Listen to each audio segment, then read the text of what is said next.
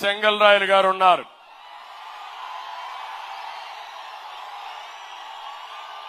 ఒక సీనియర్ నాయకుడు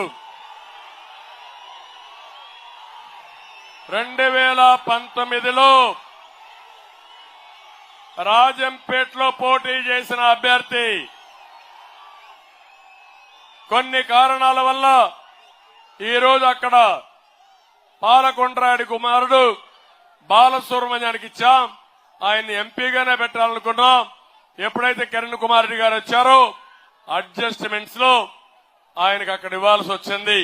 నేను ఒకటి ఆయనకు హామీ ఇస్తున్నా, గట్టిగా పనిచేయండి, పనిచేసి గెలిపించండి.